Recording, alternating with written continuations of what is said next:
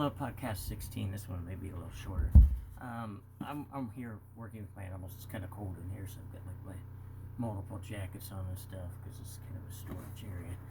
I wanted to talk a little bit more about boats and boat type of things while I'm hooking the cats up here with their food.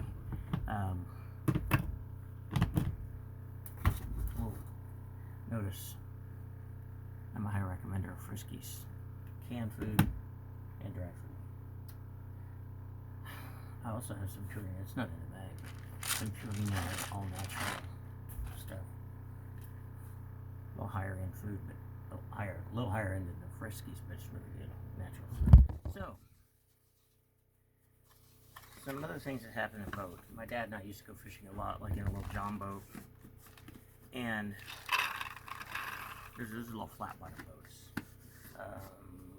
Our boat was like 14 foot John boat. Not real big. Because it's a flat bottom, you can move around a lot more than you can in a V-bottom boat. But I've been in some 12-foot V-bottom boats that are pretty rolly. But the John boats are pretty good at it, but still it's a small one, so you can't do too much without it getting a little wicked.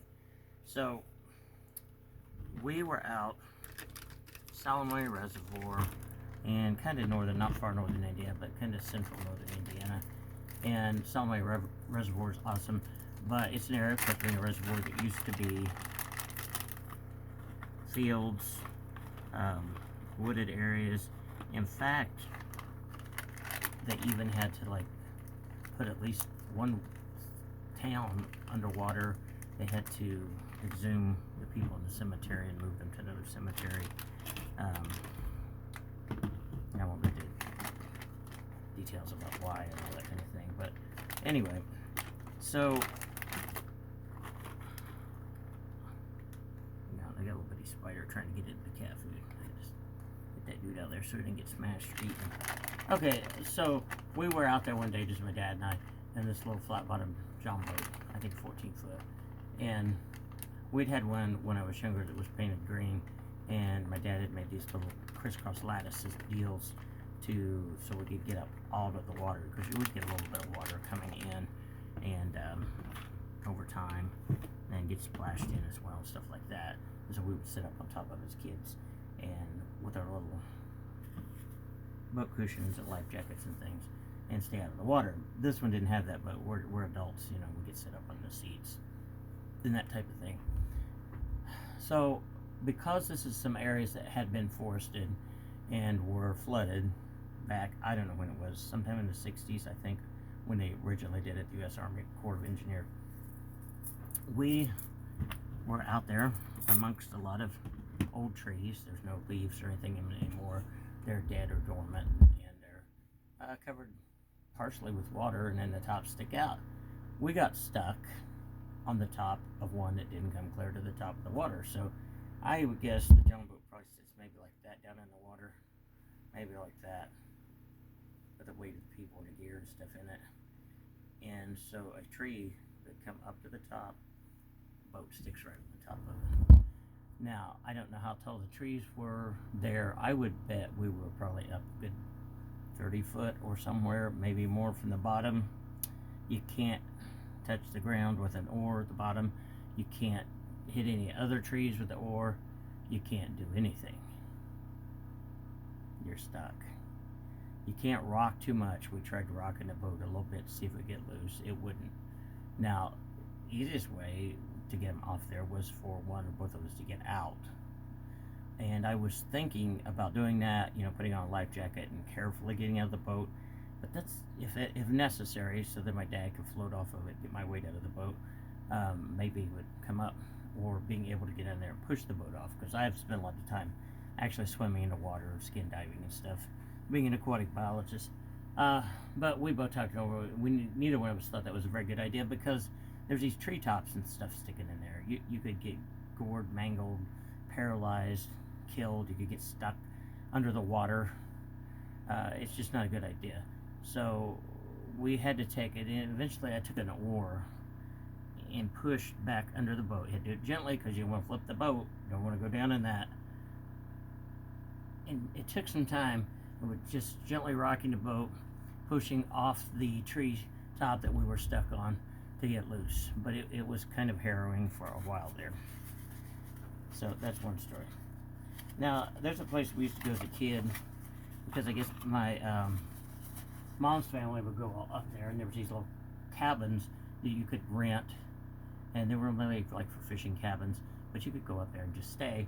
And they had, I'm trying to remember if they had, I don't think they needed heat in them, because it was usually summer, and you could bring a fan. There was no air conditioning, but there was a front enclosed porch part that had big screens, so you could get a lot of air in there. You could close that down, and then there was like curtains. And going back into the bed area, there was like 2 king size or queen size beds. I think probably king size beds.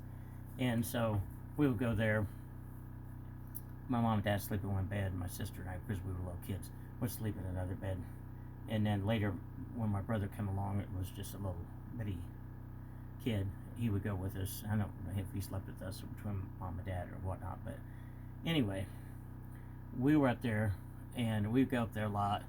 And I'm going to talk about it some more in another video. And if you haven't been up there, you might want to go try this out sometime. If you're anywhere around Indiana, or maybe close in Ohio, Michigan. Illinois is a little farther than that side, but not too bad of a drive. But they have a big stern wheel paddle boat that's been, fixed up and recommissioned. And it's been there for decades and decades. It was there when I was a kid, and when my mom was a kid, long before that. And you could take rides on this boat for nominal fee, small fee. And used to, if you stayed in these cabins, the Dixie boat was owned by Mr. Huffman, Captain Huffman, that was a retired Navy captain, I believe it was. And he had gotten a Dixie boat, bought the property, and so if you stayed in his rental cabins, you could get Dixie boat rides for free. So we usually ride, I think, twice a day. The Dixie boat would go several rounds a day. There was a church camp on the other side. They'd stop and pick up people there and let people off. Epworth Forest. It was United Methodist Camp at the time. Not sure what it is now, but I think it's still there. But there's this area we would go out. We get these, with the rental came a little V-bottom boat. It was 12, 14 foot long. I'm guessing more in the 12 in. Rowboat. Each one had a number that went with your cabin, and we would go out fishing, sometimes in the daytime, sometimes at night. I grew up fishing. Always enjoyed it. I enjoyed being out in nature, seeing the fish, seeing the outdoors, seeing the waterfowl, everything that you see. I'm just not too much into fishing anymore, just because I don't like to kill the fish. I got in a long time ago, so when I'm fishing, I would hook a fish, look at it, that's cool, gently get the hook out and let loose. And then when I was working in aquatic biology, I also saw that, a lot of times they're fine, but I also saw some that hit like the whole cheek had rotted out from the hook. It was rare, but that type of thing. So I'm just not, and I'm not against anybody this way. Like all my family pretty much grew up fishing, so I'm not against fishing. I enjoyed it. I'm just saying I don't like to hurt and kill things. Now, unless it's harmful bacteria or viruses, I will kill them in a second. But or parasites, nasty stuff. So we will go out there. And there's one area with a small island. There was a bigger island on over there. There's this small island that had a little house on it. Had to go back and forth on the boat to get there, I'm sure. Of course, we wouldn't land as private property, but there were lily pads all out there. We would go park in those lily pads and fish for several hours. Sometimes one time I remember we got horribly sunburned.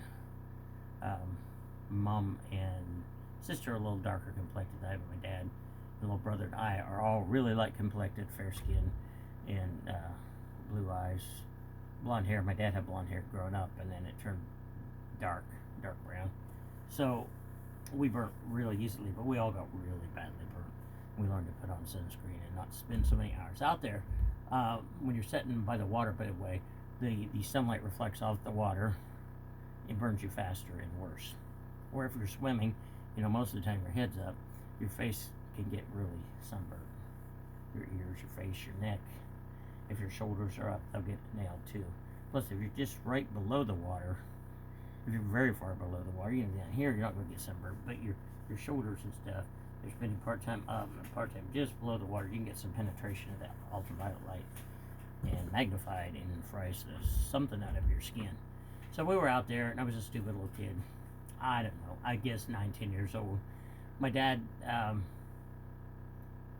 raised us really well. None of us had behavior problems or obedience problems or anything. So we knew what we could and couldn't do. But I always like taking my tackle box out. A lot of times I wasn't even fishing. Sometimes I was. But I'd take the tackle box out, all these different lures and these rubber animals, and play with them, and imagine things about them. I got out, had this little snake, little green snake, with a little forked ends. Yeah, it looked pretty real, really, especially for the time period. It would have been fine just playing with it, but my mom and dad both were terrified of snakes. Me, not so much. As a kid, I was, because my family was, and so I thought, and I had sometimes snake nightmares and all that kind of stuff. But I played with little rubber snakes. But I grew up, learned what poisonous snakes we have in Indiana, what ones are not, and how to identify them. So I just identify them, and if they're, I don't bother them unless they need help to get away from my cat or something. Then I'll, sorry cats. Then I'll rescue the cat, or I rescue the cat. I would rescue the cat if the cat needed it from the snake, but rescue the snake from the cat and then take it out in the country somewhere by a pond or wooded area and let it loose, according to whether it's aquatic or not, that type of thing. But anyway, having said all that, I put this little rubber snake on the seat beside my mom, who's has shorts on, It's just a few inches from her leg. We sat there for a good while. She didn't notice it.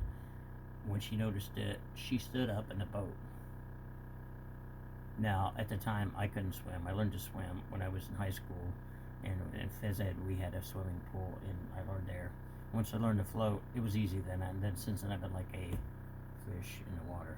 Loved the water, loved it, but I always loved the water then. But we always had to wear life jackets. My dad was wise about that. We had throw cushions, but we always wore life jackets as kids, and my mom wore them. My dad probably did too, I can't remember. But my dad could swim at the time, and he was it. So if we would all went in, of course we had life jackets, but otherwise he couldn't have saved us all. Plus it's a small boat, it could flip, capsize, we're all in trouble. So, and by the way, don't think that just because you're by lily pads that it's shallow. Those lily pad stems can go down quite a ways, way over your head. Sometimes they are, and sometimes they aren't. You can't tell just because there's lily pads and there's little frogs sitting there. So my mom sees a snake. She stands up in the boat, which she never would do. Screamed like at the top of her lungs, and the boat's like, ugh. I didn't get yelled at a lot. I got yelled at quite sternly by my dad that day. Didn't paddle me or anything, but I knew to never pull a stunt like that again. He tends to short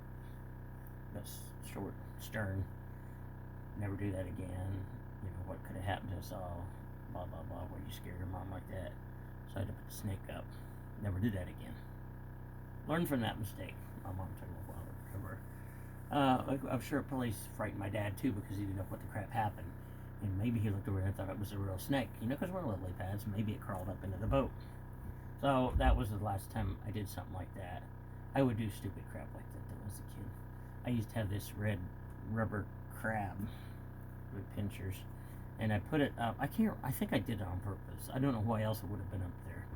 Put it up in our front closet in our house. We put Christmas decorations up in there, and the coats and things like that, because it was by the front door. My mom was up there digging for something in the box, maybe Christmas decorations, I don't know. But that rubber crab came down and fell, and I think it hit her head and shoulder and rolled down. She thought it was a giant spider and screamed. When she got over it, she wasn't mad at me, but we weren't on the water and going to drown. Another funny little story, years later, we used to take our BB guns everywhere we went once we had BB guns. We were taught, and I'm thankful, not to shoot animals with them and things like that. That's terrible. People go out and shoot birds. And I had a neighborhood cat. I don't like to put animals to sleep at all, but a neighborhood cat that was really friendly, beautiful black cat we named Panther. And then another panther came along that had more coarse hair that I think was related to him, but we called this one Panther the Slick one because his fur was so slick, kind of like a seal. or a sea lion, one or the other. So he would come to see us, and one be petted and feed him. He was nice cat. For some sick reason, somebody with a CO2 pellet rifle, had to be a high-powered one, shot him in the leg. Didn't know it. The thing happened. He came, like he'd always come evening, but he came up to our front porch crying, and he tried to jump. He couldn't jump, and he was just screaming. So we had to put him in a garage for the night because it was night. Couldn't do anything with him. And took him to the vet the next day, and they x-rayed and showed me a picture of it. It was a pellet. And it shattered one of his legs in thousands of pieces. They said they couldn't do a surgery. It would take $2,000 to $3,000, which I didn't have. I was working as a youth pastor at the time, not very high pay, and no $2,000 to $3,000. So I got along a hold of a local animal help group, action group, and they said they didn't have that kind of money. The vet said, it would have to be sent somewhere else to another specialist to have surgery to try to reconstruct the leg, and because the cat was in a lot of pain, they could amputate, but then the cat would have to go inside. I didn't really have anywhere to put him, but I was trying to figure out this animal group. I think once he was amputated, they said that they would take him and try to get him a good inside home, and they would pay for the amputation, which I think was $200 or $300. It's horrible. I didn't like the amputations either, but it was better than screaming in pain or dying.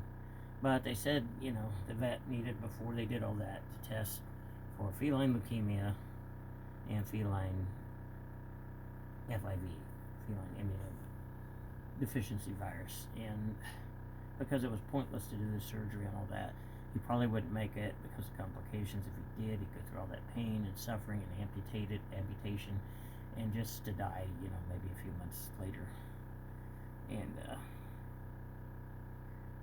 I won't make any more comments on those diseases. No, I have my thoughts about those, but I had to have him put down.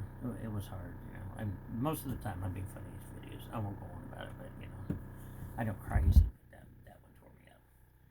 So, I don't know what you believe about animal in heaven and stuff like that, but I sure hope I'll see him on the other side.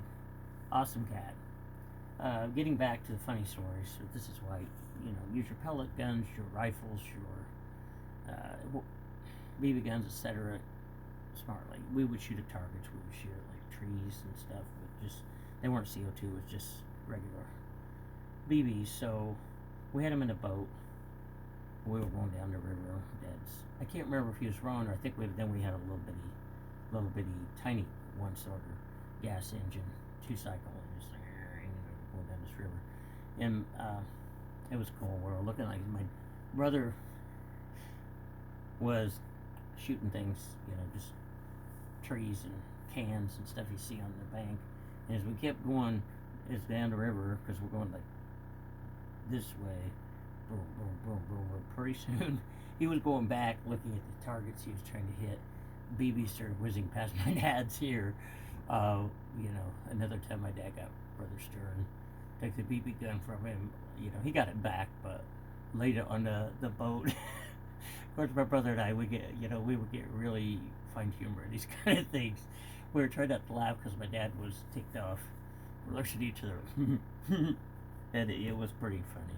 Especially since my dad didn't get hit. He was a good dad. We would only hit him with a BB. But BBs, you got to be careful with BBs in water. Or guns in water, they'll ricochet. And sometimes if you hit the water. So I think I'll end that one with here. Lots more stories. This is Mr. Cox's dad stories. I think it's episode, 17. I'll catch you in another video. Make sure to hit that like button and subscribe if you haven't. And make sure you watch my science and animal videos. Bye-bye.